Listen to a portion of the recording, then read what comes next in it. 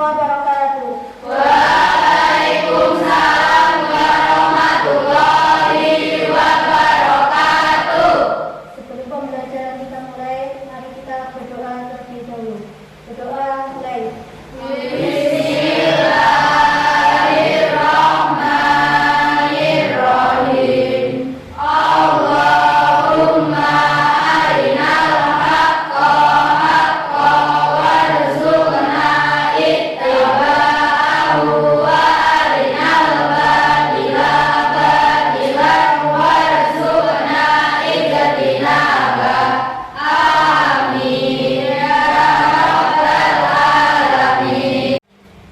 Bagaimana kabarnya hari ini anak-anak? Alhamdulillah baik. Sehat semua? Sehat. Alhamdulillah. Selanjutnya Ibu akan mengabsen dulu. Ada hari ini yang tidak masuk? Semua masuk? Masuk. Alhamdulillah, berarti semuanya sehat. Tidak ada yang sakit, tidak ada yang kekurangan suatu apapun. Semoga kita terus dalam keadaan sehat walafiat. Allahumma Amin.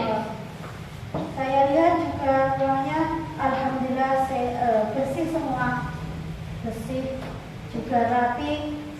Semoga ini terus kalian lestarikan ya. Jadi setiap hari jangan lupa yang piket tetap piket agar tetap ruangan kita menjadi bersih, karena kebersihan itu sebagian daripada Iman. an-nadhafatu minal iman. Anak-anak, di madrasah kita itu ada sebuah pembiasaan yang selalu kita lakukan sebelum pembelajaran dimulai. Ada yang tahu apa pembelajarannya? Membaca Al-Quran. Kenapa membaca Al-Quran menjadi pembelajaran yang diutamakan di madrasah kita? Atau yang harus kita mulai, atau yang kita harus awali dengan membaca Al-Quran? Ada yang tahu? Nggak ada? Nggak ada yang tahu. Ya, karena apa? Kita itu hidup di dunia ini harusnya berpedoman dengan Al-Quran. Karena apa? Allah menciptakan kita semua ini untuk mempelajari Al-Quran dan membaca Al-Quran. Hari ini ada yang membaca Al-Quran? Ada. Apa semua membaca? Membaca. Kalian baca apa? Surat pendek. Surat pendek apa contohnya?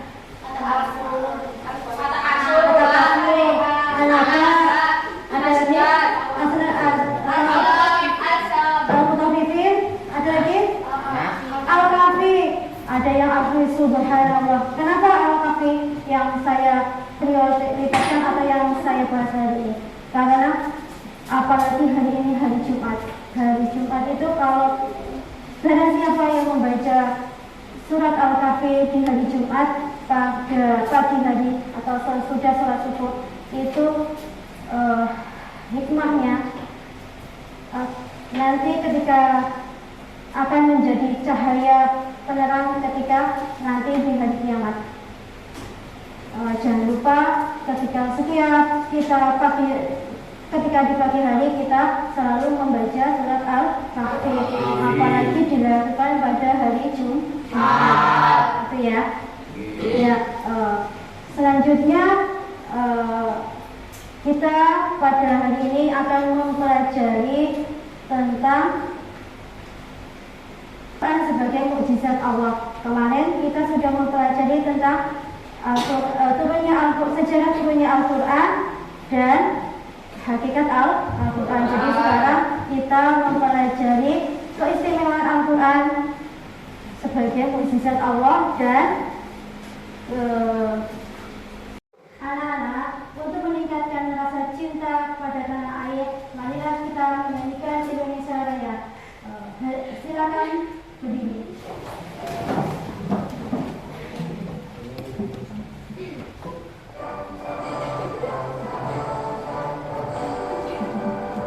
Indonesia tanah airku, tanah tumpah darahku.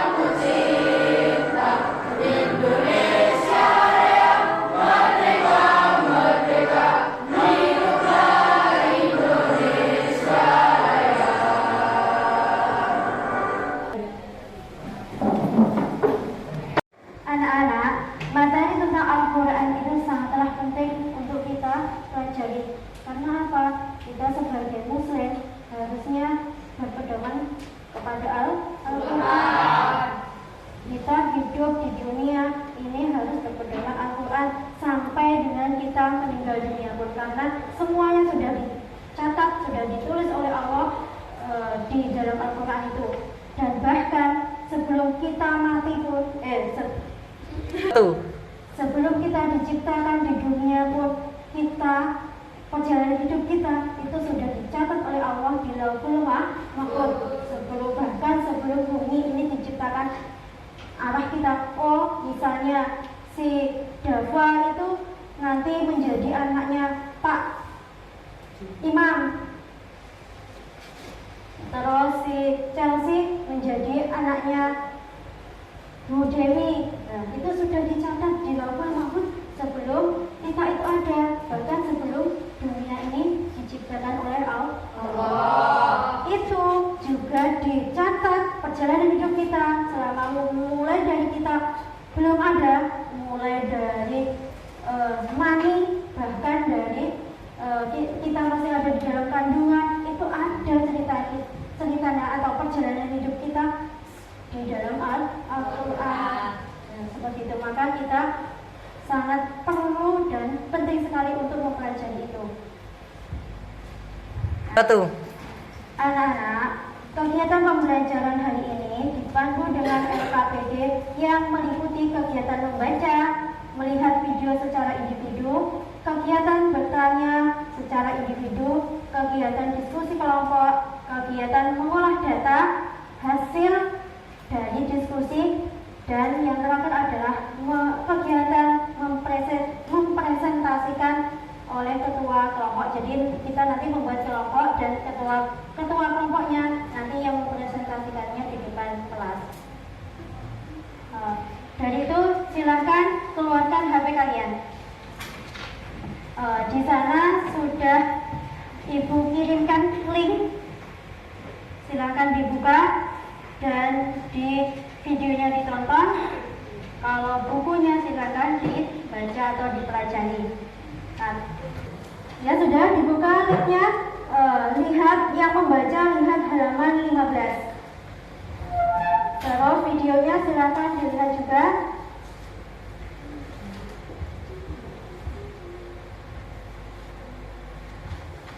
Sudah, anak-anak, ada yang ingin ditanyakan tentang materi yang kalian pelajari tadi?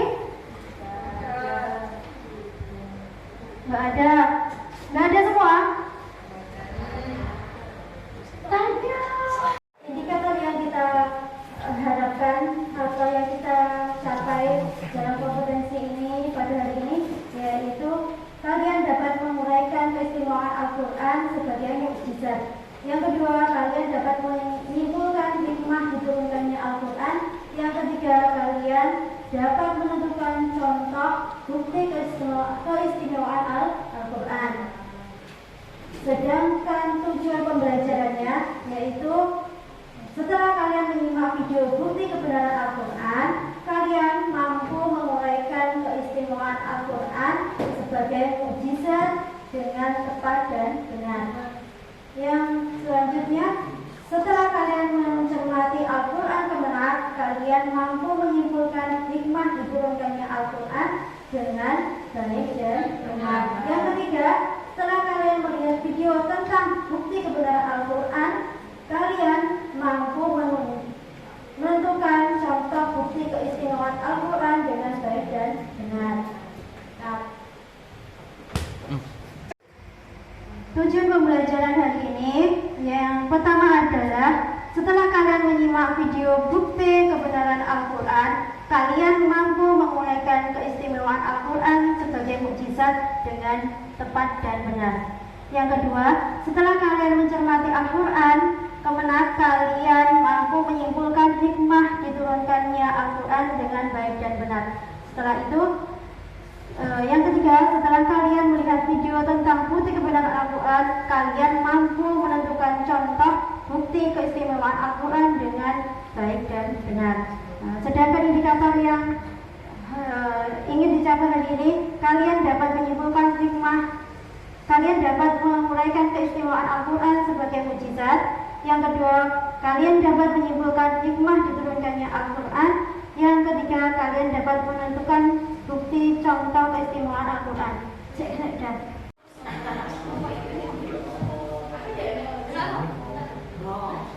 Atau yang kecil tadi, malah nanti dipajang ya, dipajang di sini, ditempel. Silakan dicari. Sudah ketemu? Cari salah satu mencari melihat atau membaca materinya. Sudah? Sana sudah? Ya.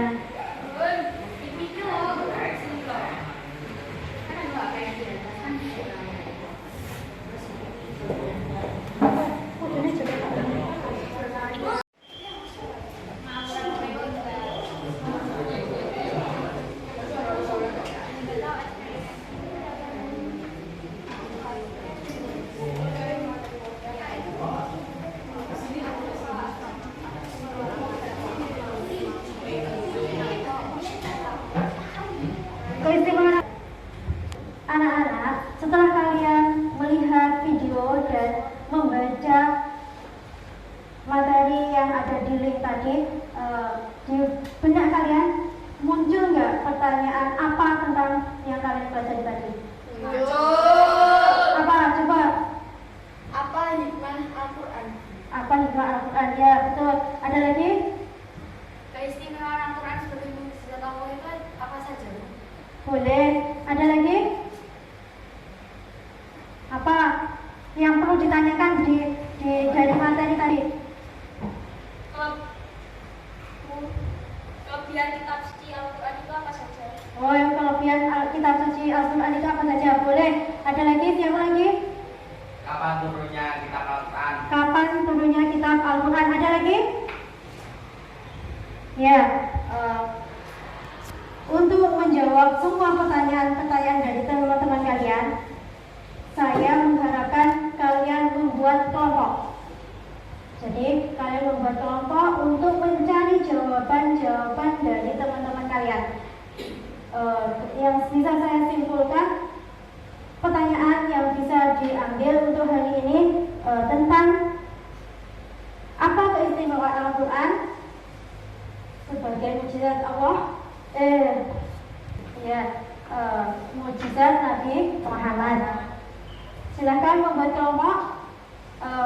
Gak usah gak usah per absen di ini aja, per tempat duduk aja, sering berhadapan aja. Silahkan dibuat kelompok 4. Membuat 4 kelompok.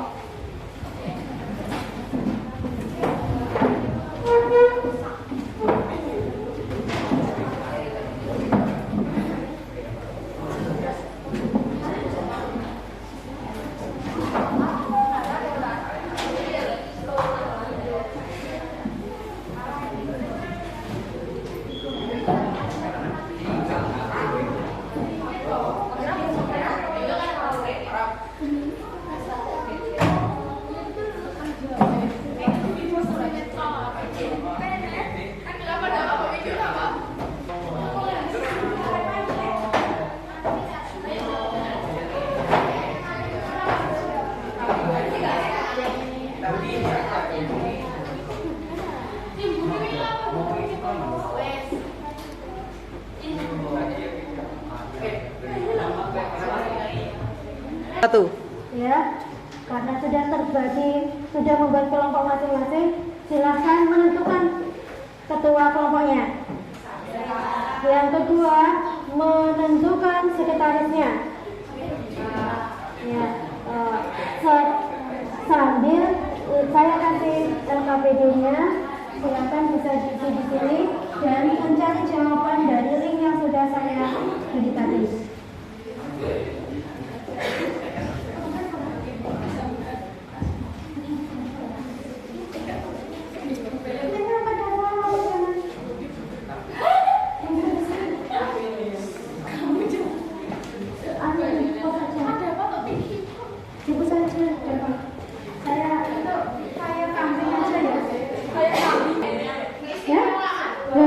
Tadi kan 4, yang satu mana?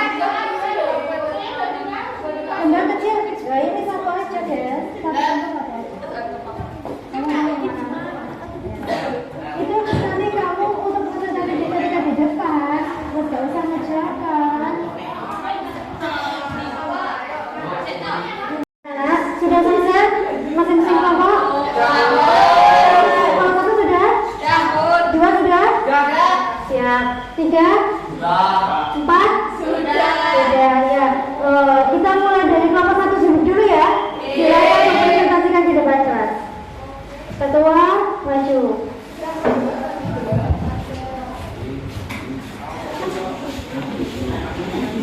1.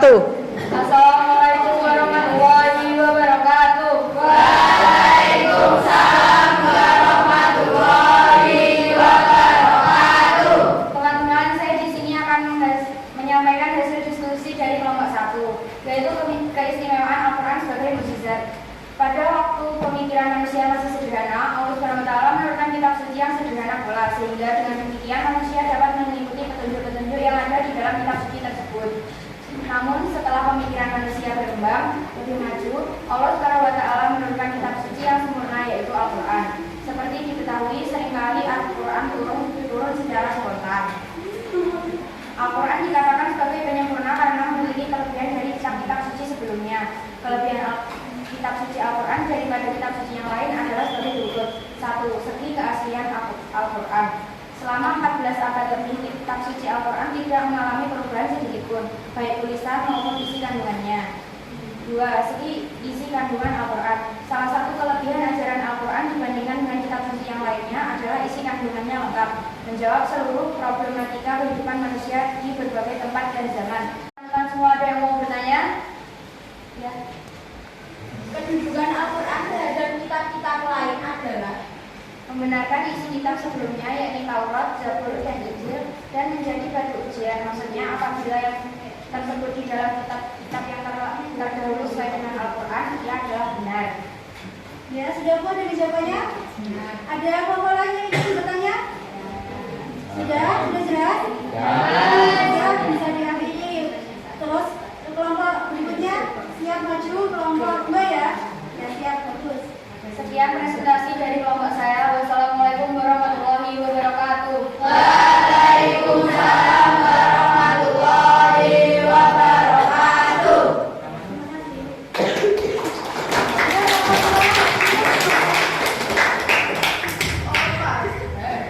Di video.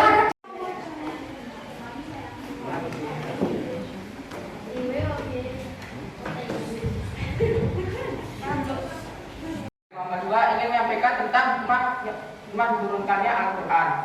Sebelum kita masuk dalam inti dari hikmah diturunkannya Al-Quran, mari kita berbicara tentang sebelum adanya Al-Quran. Sebelum Al-Quran diturunkan, masyarakat Arab hidup dalam kegelapan. Mereka juga disebut masyarakat jahiliyah karena tidak dapat memilih petunjuk yang benar. Mereka banyak menyimpang dari agama tauhid yang telah diajarkan nabi-nabi sebelumnya. Setelah Nabi Muhammad SAW diutus Allah untuk menyampaikan Al-Quran sebagai petunjuk hidup mereka menjadi benar. Dengan demikian, hikmah kehidupan Al-Quran adalah untuk menuntun manusia ke jalan yang benar agar selamat dari hidup dan di dunia akhirat. Sekian dari saya. 1. Sekian dari saya. Apakah teman-teman ada pertanyaan? Ada yang bertanya dari kelompok lain? Silakan. Ada yang ditanyakan dari kelompok lain? Ada. Ada. Ayo, coba. Tolong dijelaskan kembali hikmah dari turunnya Al-Quran. Hikmah diturunkannya Al-Quran adalah sebagai berikut. Pertama, hikmah diturunkannya Al-Quran adalah sebagai penuntun hidup manusia. Kedua, membahas selamat di dunia dan akhirat. Ketiga, menyempurnakan ajaran sebelum-sebelumnya. Sudah jelas? Ampun. Ya. Ada lagi? Oh ya, gimana? Menurut saya masih ada yang kurang, boleh ditambahkan. Oh ya, boleh. Jadi ada kelompok lain yang boleh menambahkan. Kelompok kami juga boleh nanti. Gimana? Sebagai petunjuk jalan terang agar terhindar dari kesesatan. Oh ya, boleh itu. Berarti tambah satu lagi ya. Iya. Biar ya, sudah. Ada yang ditanyakan lagi dari kelompok lain? Mengapa masyarakat Arab disebut masyarakat jahiliyah? Jahilah sendiri adalah kata yang digunakan untuk orang-orang atau penduduk yang memiliki kesesatan. 1. Jahilah sendiri memiliki arti yaitu adalah kegelapan atau kebodohan. Jadi kenapa masyarakat Arab sebelumnya disebut sebagai masyarakat jahiliyah? Dikarenakan mereka mereka tidak dapat memberi petunjuk yang benar tentang ajaran-ajaran atau agama yang mereka anut dulu. Siapa tadi yang melakukan? Sudah puas sudah jawabannya? Mas. Ya. Sudah ada lagi yang ditanyakan?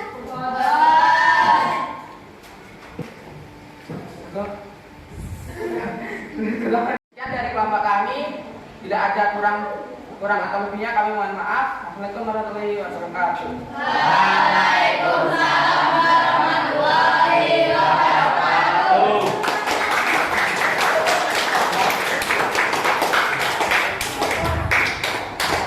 Anak-anak, tadi kita semua sudah mempelajari tentang Al-Quran atau keistimewaan Al-Quran, juga hikmah dari Al-Quran. Juga sudah melakukan presentasi masing-masing kelompok, ya kan? Mungkin ada yang memberi penjelasan singkat atau rangkuman tentang pembelajaran hari ini. Ada? Oh iya, kamu bisa. Saya mau menyimpulkan tentang pembelajaran hari ini tentang keistimewaan Al-Quran sebagai mukjizat. Pada waktu pemikiran manusia masih sederhana, Allah Subhanahu wa Ta'ala menurunkan kitab suci yang sederhana pula, sehingga dengan demikian manusia dapat mengikuti petunjuk-petunjuk yang ada di dalam kitab suci tersebut. Dan juga hikmah diturunkannya Al-Quran. Yang pertama adalah penuntun hidup manusia, kedua membawa keselamatan di dunia dan akhirat, ketiga menyempurnakan ajaran agama sebelumnya, dan keempat adalah petunjuk jalan terang agar terhindar dari kebodohan. Anak-anak, pembelajaran hari ini sudah kita lalui. Terus tahap selanjutnya yaitu kalian silakan membuka HP kembali. Silakan buka HP kembali. Terus di situ di blog sudah Ibu kirimkan link untuk mengevaluasi hasil pembelajaran hari ini. Nah, di situ ada 10 soal, bisa kalian jawab. Bisa dibuka? Sudah bisa dibuka? Ya, setelah mengisi link itu silakan dikirim. Terus tahap berikutnya Ibu juga sudah mengirim link yang berikutnya juga, bisa dilihat di blog. Itu link tentang saran dan pesan. Jadi kalian bisa mengirimkan sarannya untuk pembelajaran berikutnya apa, gitu ya. Jadi ada 2 link yang perlu kalian kerjakan, gitu ya, jelas? Ya.